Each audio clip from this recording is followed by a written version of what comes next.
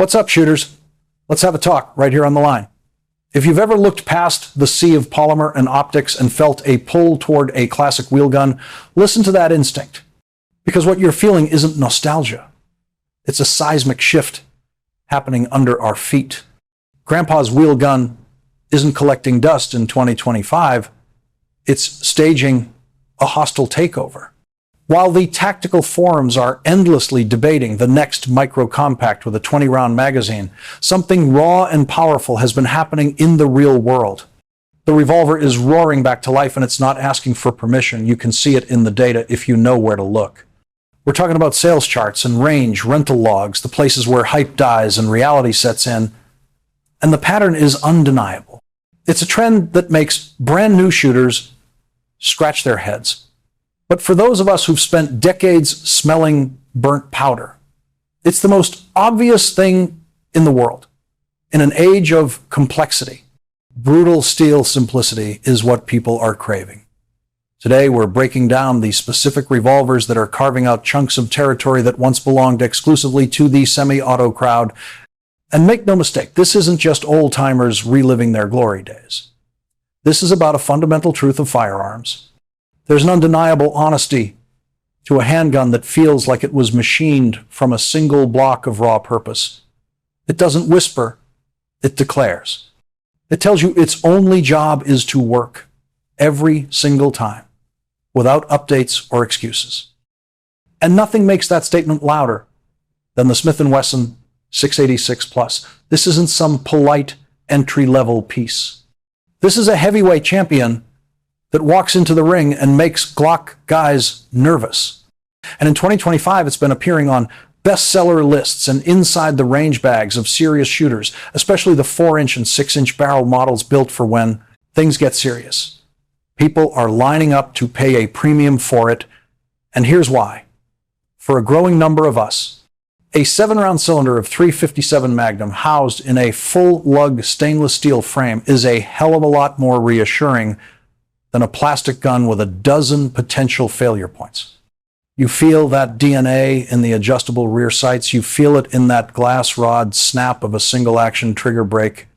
The entire action feels less like a series of parts and more like a Swiss watch movement designed to withstand a hurricane.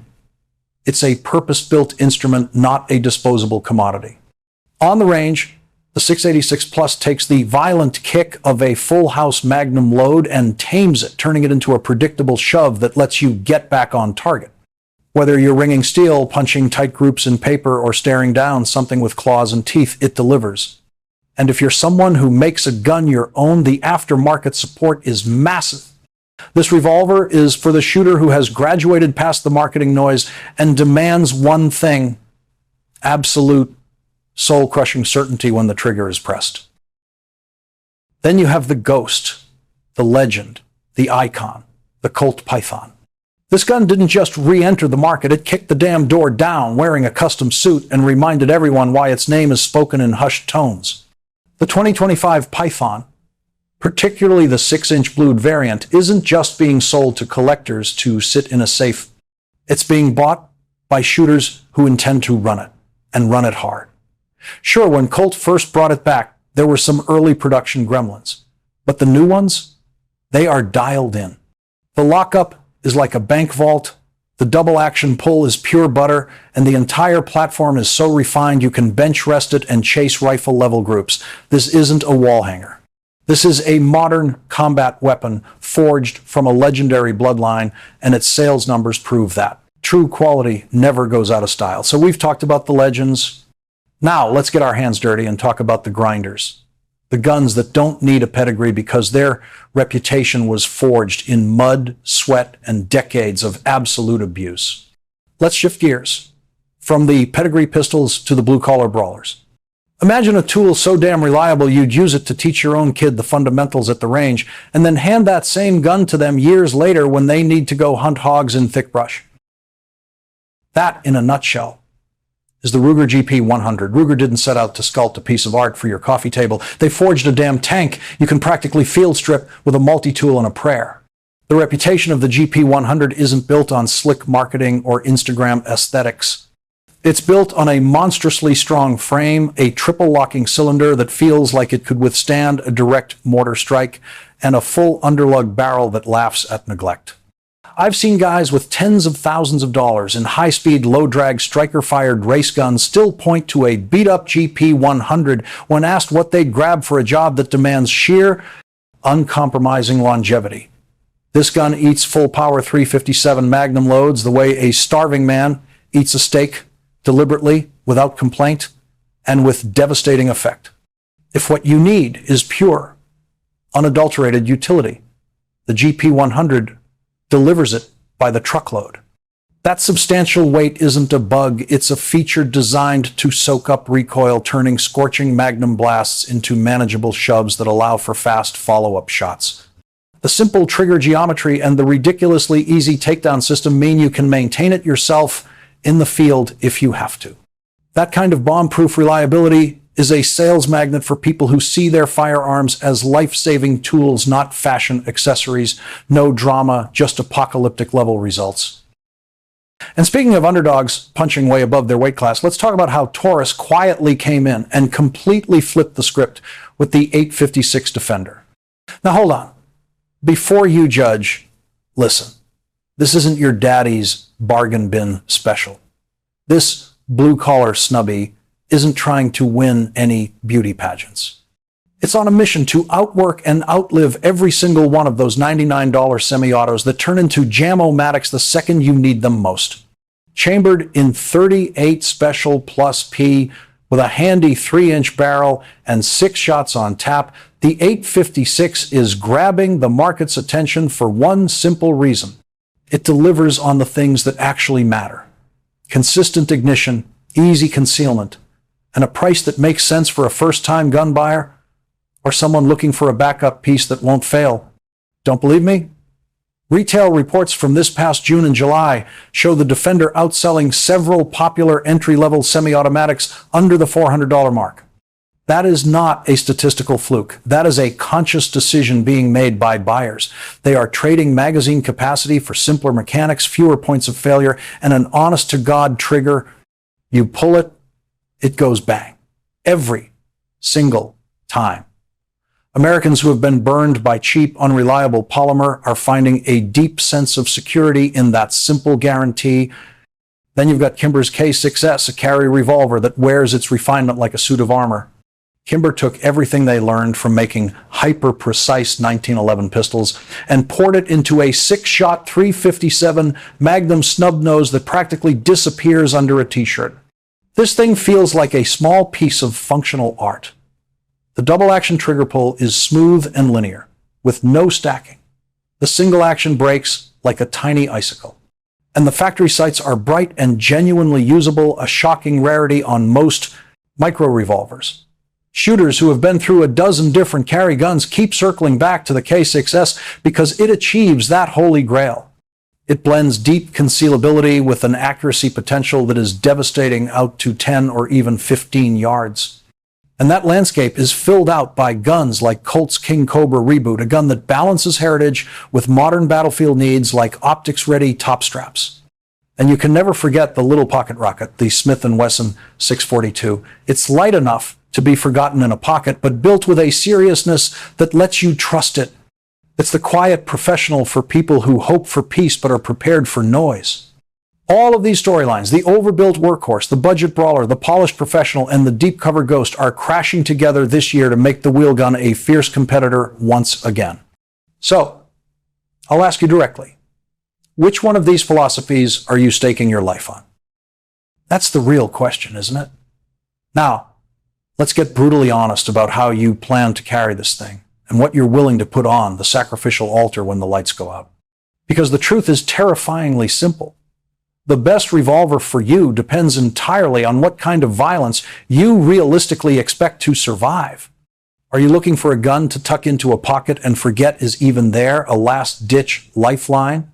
Or are you looking for a dedicated fighting handgun that you will train with every single month until your draw stroke is a subconscious reflex? Those two answers split this entire field right down the middle.